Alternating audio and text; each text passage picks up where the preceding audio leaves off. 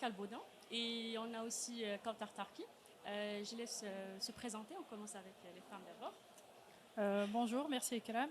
Je suis Kautar Tarki, la Territory Channel Manager Kaspersky au Maroc et je représente quelques pays sur l'Afrique. Je suis ravie d'être parmi vous aujourd'hui. Enchantée. Bonjour Ikram, Pascal Nodin, donc je suis responsable B2B chez Kaspersky pour le Maroc, la Tunisie, mais également l'Afrique de l'Ouest et l'Afrique centrale pour la partie entreprise uniquement. D'accord, alors ma première question, elle est destinée à vous. Alors c'est la fameuse question, qu'est-ce qu'elle propose Kaspersky ou qu'est-ce que Kaspersky propose aujourd'hui au marché marocain et africain? Alors, il n'y a pas de différence en termes de technologie, que ce soit le marché marocain ou africain ou international. En fait, nos produits sont conçus pour que tous les clients du monde puissent s'équiper. Donc en fait, c'est vraiment tout le monde qui a la même technologie. Donc aujourd'hui, nous proposons pour les entreprises des solutions d'EDR, donc de Endpoint Detection and Response, qui vont permettre d'analyser le flux pour voir et pour identifier les menaces qui circulent. Et puis on va avoir ensuite toute une panoplie de services managés qui vont nous aider à aller sur ce qu'on appelle du MDR, donc de la réponse incident. Ça peut être aussi de l'XDR, c'est-à-dire l'analyse complète d'un réseau, mais aussi peut-être plus simplement la première brique de nos solutions qui semblerait être la sensibilisation des utilisateurs. La cybersécurité aujourd'hui est un enjeu majeur pour toutes les entreprises pour la protection des informations professionnelles et personnelles. Alors aujourd'hui, Kautar, quelle est votre stratégie pour le développement de cette stratégie pour le marché marocain? Alors aujourd'hui, notre stratégie est d'équiper les clients et les entreprises d'une solution très avancée en termes de sécurité informatique. Et ce qu'on propose aujourd'hui, comme a dit Pascal, donc une solution contre les attaques et les menaces évasives. Aujourd'hui, commençant par l'EDR, ensuite partant sur d'autres solutions comme l'XDR ou bien la sensibilisation, bien sûr, pour la formation des collaborateurs. Donc voilà, c'est notre stratégie en fait pour accompagner au mieux les entreprises et que ce soit au Maroc ou en Afrique. Parfait. Alors d'ailleurs, c'est pour ça que vous êtes présent aujourd'hui dans Jitex, qui a été délocalisé pendant 40 ans. Ça se passait à Dubaï. Aujourd'hui, c'est au Maroc. Et ce choix n'est pas au hasard. Mais bien sûr, c'était choisi parce que le Maroc aujourd'hui, il fait parmi des top destinations pour le développement et la recherche dans les nouvelles technologies. Alors la prochaine question, c'est pour vous. Quelles sont les fausses idées sur la cybersécurité? Les fausses idées, Oui. oh, il y en a plein. Il y a le fait que ça n'arrive qu'aux autres, Oui. c'est-à-dire Les que idées courantes. ou alors que je suis tellement une petite entreprise que ça intéresse personne, on va pas me voler mes données, Exact. j'ai rien à cacher, donc pourquoi me protéger? Oui. Enfin, c'est toutes ces petites réflexions que l'on a eues au fur et à mesure du temps, Oui. qui font qu'effectivement les gens n'ont pas conscience qu'effectivement que c'est une cible, parce que aujourd'hui, lorsque on est victime d'une attaque, on n'est pas d'une attaque parce que pour la plupart d'entre elles, parce qu'on a été ciblé, mais on est victime d'une attaque parce qu'il y a eu une campagne d'attaque mondiale Oui. et c'est tombé sur nous. Donc, mais c'est tombé sur nous peut-être presque par hasard. Par contre, pourquoi c'est arrivé chez nous? C'est que parce que par un moment, eh bien, à un moment donné, cette attaque a été menée et un utilisateur, ou nous-mêmes si on est victime en tant que particulier, on a cliqué sur un lien qu'il ne fallait pas faire, qu'il ne fallait pas cliquer. C'est là où on revient sur la sensibilisation. Mais aujourd'hui, pour revenir effectivement sur ces fausses idées, tout le monde, à un moment donné, peut être victime d'une cyberattaque ou a déjà été victime d'une cyberattaque. D'ailleurs, la loi aujourd'hui, elle protège les données personnelles. Elle exige aux entreprises et à toute personne qui a accès à ces données de les protéger.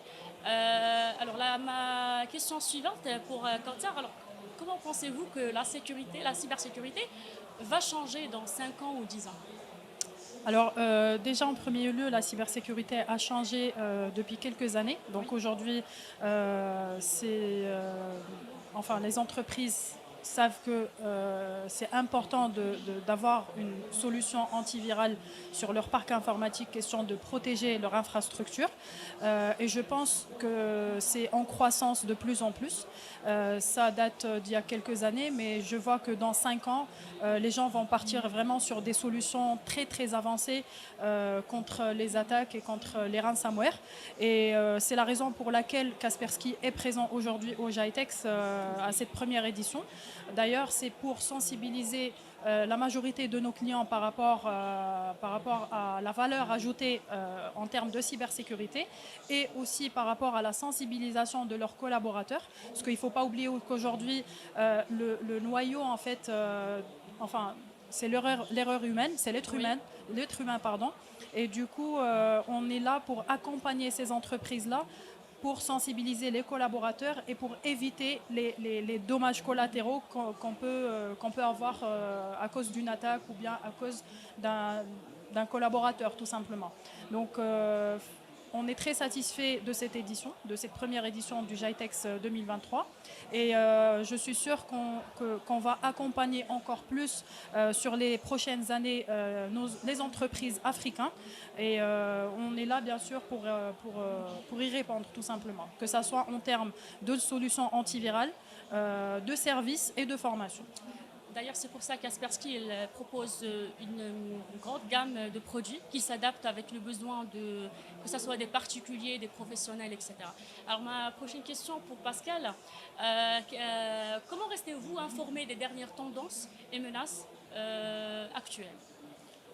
Alors les menaces actuelles, mais aussi j'ai envie de dire les futures, sont analysées par nos chercheurs, c'est-à-dire que Kaspersky possède en son sein je crois une cinquantaine de personnes, de chercheurs, ce qu'on appelle chez nous le GREAT. Donc c'est un centre de recherche où ces chercheurs sont éparpillés, on va dire, à travers le monde. Technologiquement, j'ai envie de dire, ils ne connaissent pas nos produits endpoint ou nos produits d'EDR ou autres. Eux, leur métier, c'est d'aller faire de l'investigation, d'aller trouver des traces, d'aller trouver de l'information sur les futures méthodes d'attaque, pour ensuite renseigner notre centre de développement pour que l'on puisse prendre ça en compte et le mettre dans nos produits. Ça, c'est l'une des forces, de très grandes forces de Kaspersky, c'est-à-dire c'est de pouvoir, dans certains cas, anticiper des attaques qui vont avoir lieu parce que nous avons eu l'information dans le dark web, généralement, que certaines attaques étaient mises en place pour être lancées on va dire, dans les prochains jours. Alors je restais toujours avec Monsieur Pascal. Alors, vous pouvez partager avec nous une expérience ou une collaboration avec peut-être un partenaire, avec un de vos clients qui a été protégé suite à une attaque par des produits Kaspersky? Alors, suite à une attaque, j'ai envie de dire, aujourd'hui on a beaucoup de clients. Aujourd'hui, quand on regarde nos clients, si on regarde ce que j'appellerais la console d'administration, ils vont voir que des attaques, ils en sont victimes tous les jours. Et j'ai envie de dire, quelque part, si le système est bien configuré, ils vont voir dans ce qu'on appelle dans le fichier des événements ou le fichier des logs, toutes les attaques que Kaspersky a pu bloquer. D'accord ? Maintenant, c'est vrai qu'on peut très bien aller plus loin, c'est-à-dire qu'on a des outils aujourd'hui d'analyse qui permettent, comme je disais tout à l'heure, d'aller très loin dans la prospection au niveau de proof of concept, c'est-à-dire un test de produit chez un de nos clients. On a découvert que ce client était habité, entre guillemets, par un hacker depuis à peu près 3 ans, sans que celui-ci ne fasse de dégâts. Il ne faisait aucun dégât, il était là, il scrutait le réseau, et son seul job, c'était de voler de la donnée. Donc vous voyez, il n'était pas là dans un but de destruction, voire même de récupérer une rançon. Son but, c'était de récupérer de la donnée, vraisemblablement, on a envie de dire, pour la vendre. À qui, on ne sait pas. Mais ce qu'on sait, c'est que cette personne-là était depuis 3 ans, et ça faisait 3 ans que le client était équipé d'une autre technologie et que ça passait sous les radars. Alors, Kaspersky aujourd'hui, c'est un leader de antivirus. Et comment vous vous différenciez de vos concurrents sur le marché?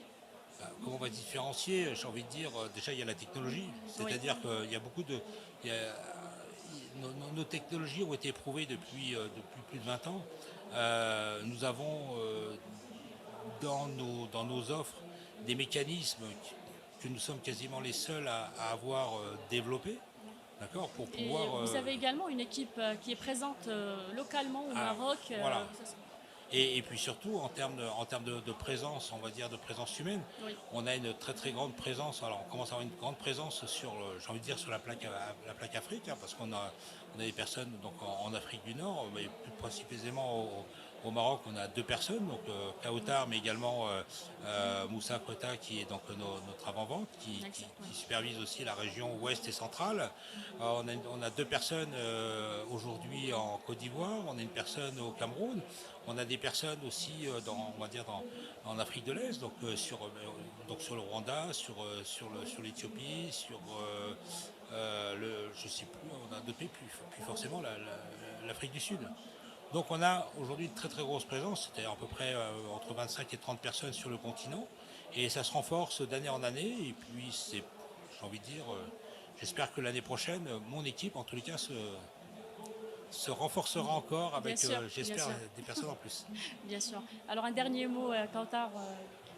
En tout cas, je vous remercie pour ce podcast. Merci à vous. Et je remercie aussi ce pays, le Maroc, le gouvernement et le peuple marocain qui a fait de cet événement aussi une réussite. Je remercie les 4 coins du monde, les personnes, les entreprises qui sont là, qui ont assisté à cette première édition du GITEX. Et je peux qu'être fière du Maroc et j'espère que ça va partir encore plus loin, la croissance de la cybersécurité. Et en tout cas, merci à vous et merci à Pascal aussi d'être présent parmi nous. Ok, un dernier mot.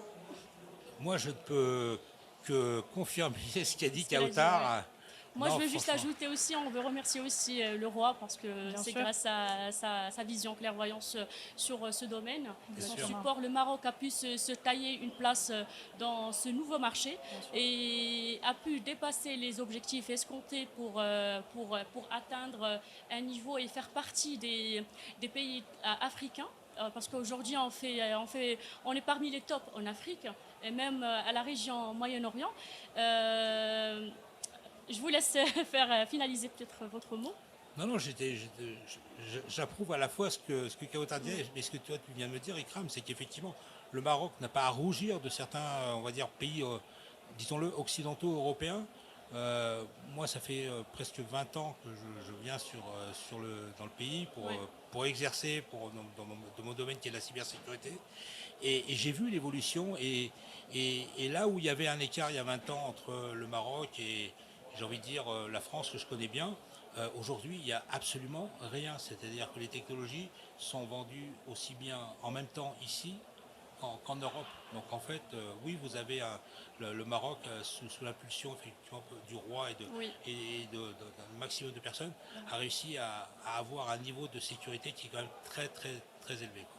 Et on essaie aussi d'attirer les investissements étrangers, attirer nos portes, les portes du Maroc qui sont ouvertes à tout le monde. Je vous remercie pour votre présence, Pascal Boudin et Kautar Tarki. Merci beaucoup. Merci, Kalam. À bientôt. Kalam.